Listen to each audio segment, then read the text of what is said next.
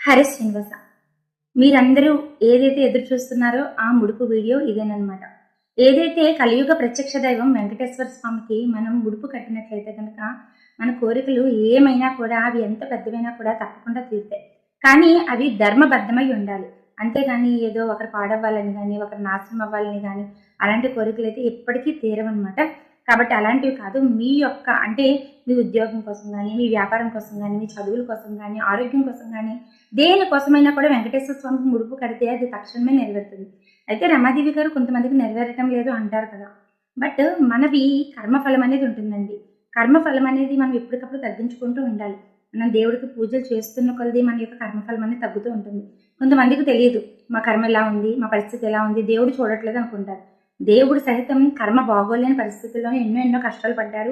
మీరు మహాభారతం, రామాయణం అలాంటివి చూసినట్లయితే మీకు అర్థమవుతుంది.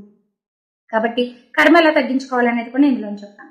కర్మ తగ్గించుకోవడం అంటే ఎవరైతే ఆకలితో ఉండి అలమటించిపోతూ ఉన్న వ్యక్తికి మీరు కడుపు నిండా భోజనం పెడితే మీ కర్మ అమాంతం చాలా వరకు తగ్గిపోతుంది.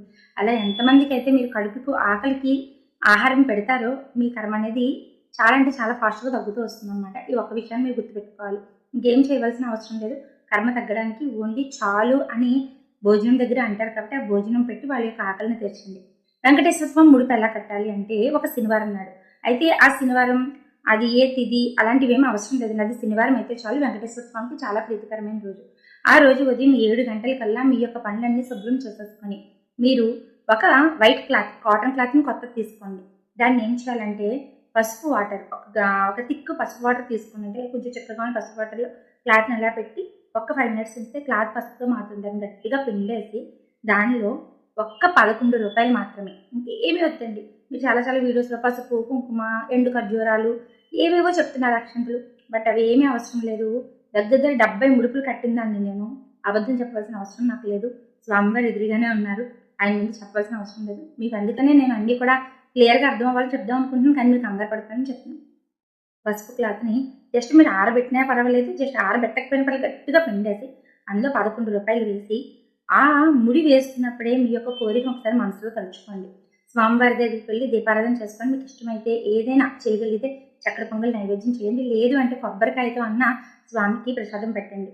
పెట్టిన తర్వాత స్వామివారి ముందు ఈ 11 రూపాయలు అవి కూడా కాయిన్స్ వేయాలండి. వేసి ముడి వేస్తూ స్వామివారి ముందు మీకు కోరుకున్న తర్వాత గోవింద నామాలు కానీ దేవుడికి సంబంధించినది ఏదైనా అష్టోత్తరం కానీ చదువుకోండి, వెంకటేశ్వర స్వామికి సంబంధించి.